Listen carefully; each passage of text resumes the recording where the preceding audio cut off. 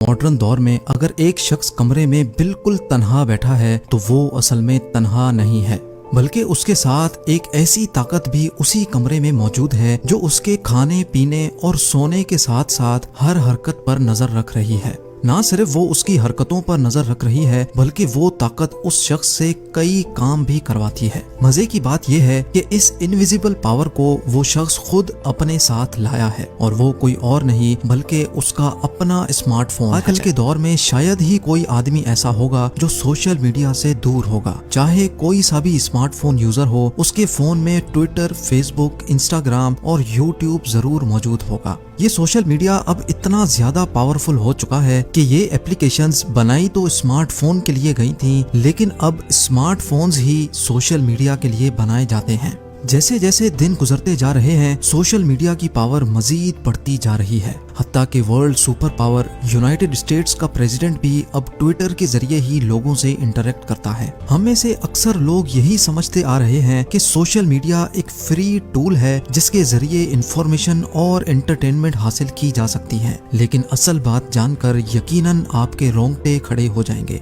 हम इंसान तो सोशल मीडिया को उनके नाम से जानते हैं, लेकिन क्या आपको मालूम है कि ये एप्लीकेशन आपको आपके नाम से नहीं बल्कि एक यूनिक नंबर से जानती है। उनके लिए हर इंसान की पहचान एक नंबर से रखी गई है जिसको अक्सर आईडी भी कहा जाता है। जैसे किसी जेल में कैदियों को एक नंबर से पुकारा जाता है, वैसे ही सोशल मीडिया भी एक जेल की मानिंद है जिसमें हर यूजर को एक यूनिक आईडी से पहचाना जाता है।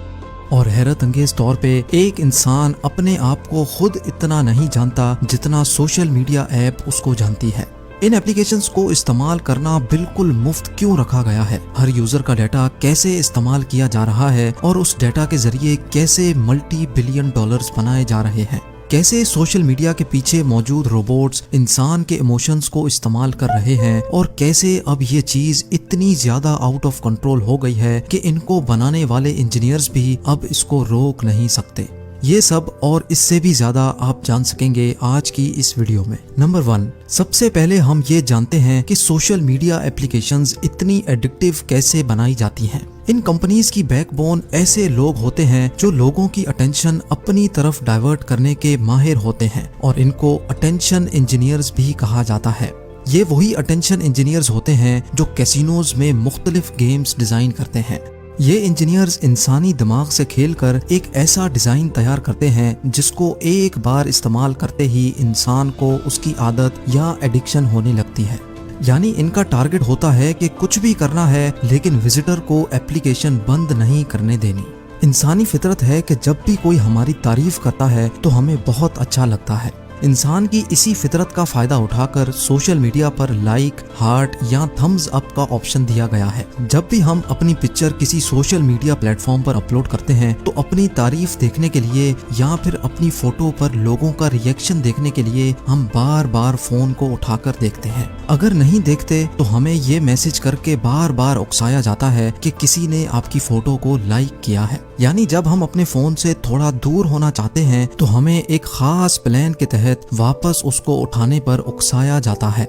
लेकिन क्या आपने कभी ये बात नोटिस की है कि क्योंकि इंसान को अपनी बुराई सुनना बिल्कुल भी पसंद नहीं है, इसी वजह से आपको कई सोशल मीडिया प्लेटफॉर्म पर डिसलाइक या फिर हेट करने का ऑप्शन ही नहीं मिलेगा। जब हम सोशल मीडिया प्लेटफॉर्म्स इस्तेमाल कर रहे होते हैं तो हमें इस बात का जर्रा बराबर भी इल्म नहीं होता कि हमें एक प्लान के तहत प्रोग्राम किया जा रहा है। हमारे ना चाहते हुए भी हमें हमारे इंटरेस्ट की वीडियोस, फोटोज और इवेंट्स दिखाए जाते हैं। ये पूरी कोशिश की जाती है कि हम बस स्क्रॉल करते जाएं और वीडियोस देखते जाएं। इसके साथ साथ इंसान की नेचर ये भी है कि वो हमेशा खुद को दूसरे से कंपेयर करता है और खुद को ज्यादा अच्छा बनाने की कोशिश भी करता है। इसी वजह से खुद को मजीद स्टाइलिश दिखाने के लिए सोशल मीडिया पर फोटो फिल्टर्स इंट्रोड्यूस करवाए गए। यानी रियल वर्ल्ड में चाहे कोई कैसा भी हो, सोशल मीडिया पर बेइंतहा खुश दिखना चाहिए। जब हमारे फ्रेंड्स हमारी लाइफ का सिर्फ वही हिस्सा देखते हैं जिसको हमने फिल्टर्स लगा लगा कर अट्रैक्टिव बनाया होता है, तो वो लोग भी अपनी तारीफ सुनने के लिए हमसे भी ज्यादा अट्रैक्टिव फोटो लगाने की कोशिश करते हैं। बात अब यहाँ तक पहुँच चुकी है कि हम सिर्फ अपनी फोटो या वीडियो पर लाइक्स पाने के लिए ऐसे ऐसे एक्शंस करते हैं जो हम अपनी रियल लाइफ में करना अफोर्ड भी नहीं कर सकते। और ये सब कोई इत्तेफाक नहीं बल्कि ये एक प्लान्ड प्रोग्राम है जो हमसे करवाया जा रहा है। अब यहाँ एक सवाल उठता है कि अगर ऐसा होता भी है तो उससे क्या फर्क पड़ता है, आखिरकार हमारा अच्छा टाइम पास हो जाता है। बिल्कुल सही, वाकई सोशल मीडिया अच्छा टाइम पास करवाता है, लेकिन आपको ये जानकर हैरत होगी कि उनका मकसद भी यही है कि आपका अच्छा टाइम पास होता रहे और आप बार बार उनके प्लेटफॉर्म को विजिट करते रहें। लेकिन इस टाइम पास के बारे में मेडिकल साइंस क्या बोलती है, ये जानकर जैसे मुझे शौक लगा था वैसे आप भी हैरान रह जाएंगे। एक्सपर्ट्स का मानना है कि जब हम कोई वीडियो या फोटो अपलोड करते हैं तो हमारा दिमाग अपनी तारीफ देखने के लिए हमें बार बार फोन चेक करने पर मजबूर करता है, और जैसे ही हमें वो खास चीज मिल जाती है जिसका हम इंतजार कर रहे होते हैं तो हमारे दिमाग में एक खास केमिकल रिलीज होता है जिसको डोपामिन कहा जाता है। जैसे ही ब्रेन में डोपामिन रिलीज होता है तो हमें खुशी होती है और हम रिलैक्स हो जाते हैं। मेडिकल साइंस का मानना है कि सोशल मीडिया देखने से जो डोपामिन रिलीज होता है उसकी क्वांटिटी उतनी ही होती है जितनी कोकेन इस्तेमाल करने से रिलीज होती है। जब डोपामिन हमारी बॉडी में स्पाइक करता है तो उस वक्त हम बहुत खुश होते हैं, लेकिन जैसे ही उसकी क्वांटिटी वापस नॉर्मल हो जाती है तो हमें दोबारा से उसकी तलब होने लगती है। लेकिन दोबारा डोपामिन मिलने का ट्रिगर हमारे पास नहीं है, बल्कि ये ट्रिगर सोशल मीडिया के पीछे बैठे रोबोट्स के पास होता है।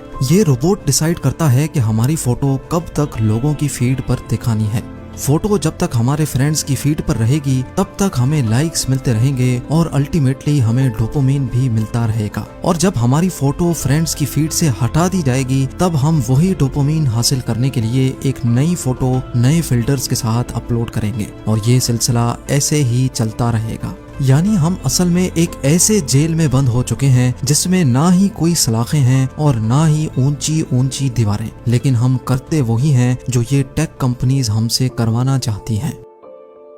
नंबर 2, लेकिन ये टेक कंपनीज ऐसा करती क्यों हैं? आखिर इनका ये सब करने का मकसद क्या होता है और सोशल मीडिया इस्तेमाल करने की ये सारी सर्विसेज फ्री क्यों होती हैं? सबसे पहले तो आप ये समझ लें कि अगर आप कोई ऐसी प्रोडक्ट खरीद रहे हैं जिसकी कोई कीमत ही नहीं है तो जान लें कि उधर आप खुद एक प्रोडक्ट हैं, यानी आपको ही बेचा जा रहा है। जी हाँ, फर्ज कर लें कि एक ग्रोसरी स्टोर के बाहर लिखा है गेट फ्री चॉकलेट। जब आप फ्री चॉकलेट लेने स्टोर में एंटर होते हैं तो उससे उनको 2 किस्म के फायदे होते हैं। एक तो ये कि जब दूसरे लोग देखेंगे कि स्टोर में रश लगा हुआ है तो इंसानी फितरत है कि उनका भी वहां जाने को दिल करता है। जितने ज्यादा लोग स्टोर में एंटर होते हैं उतनी ही ज्यादा स्टोर की सेल बढ़ने का चांस भी होता है। और दूसरा फायदा उनको ये होता है कि जब आप अपना फ्री चॉकलेट मांगेंगे तो आपको या तो कोई फॉर्म फिल करना होगा या फिर कम से कम भी वो आपसे आपका सेल फोन नंबर मांगेंगे, यानी वो सिर्फ एक चॉकलेट के बदले आपसे आपका डाटा ले लेते हैं।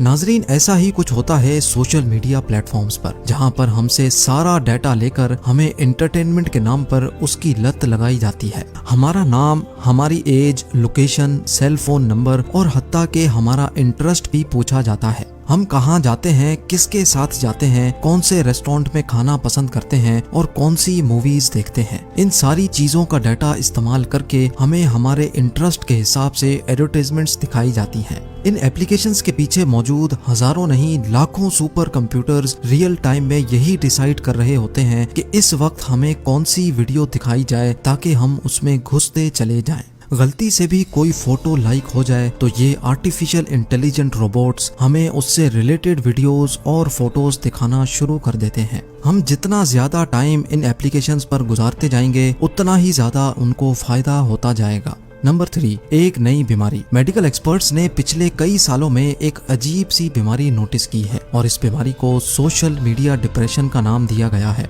अमेरिका में लाखों नौजवान लड़के और लड़कियां इस बीमारी में पाए गए हैं। डॉक्टर्स का मानना है कि जब हम दूसरों की लाइफ का फेक पार्ट सोशल मीडिया पर देखते हैं तो हम खुद को उनसे कंपेयर करते हैं। हम खुद को एक ऐसे इंसान से कंपेयर करने लगते हैं जो अपनी लाइफ का सिर्फ 1% हिस्सा दिखाता है और बाकी 99% हिस्से छुपा रहा होता है। नौजवान अपनी फीड देखते जाते हैं और लोगों की जिंदगी के फेक पार्ट से अपनी लाइफ को कंपेयर करते जाते हैं। इससे उनको एंजाइटी डिसऑर्डर और डिप्रेशन जैसी बीमारियां बहुत छोटी एज में ही घेर लेती हैं। कई नौजवान जब ये सब बर्दाश्त नहीं कर पाते तो वो सुसाइड भी कर लेते हैं। क्या आपको मालूम है कि सोशल मीडिया के आने के बाद सिर्फ अमेरिका में सुइसाइड का रेशो 151% बढ़ चुका है और जो मजीद बढ़ता चला जा रहा है। जिन इंजीनियर्स ने सोशल मीडिया के प्लेटफॉर्म्स पर दिन रात मेहनत करके ये रोबोट्स तैयार किए थे, उनका कहना है कि हमें खुद इस बात का इल्म नहीं था कि एक दिन ये चीज इतनी भयानक शक्ल इख्तियार कर लेगी। अब ये मामला इतना आउट ऑफ कंट्रोल हो चुका है, इतनी ज्यादा नेगेटिविटी फैल चुकी है कि इसको अब अंडू करना पॉसिबल नहीं। आप लोगों के प्यार भरे कमेंट्स का बेहद शुक्रिया। मिलते हैं अगली शानदार वीडियो में।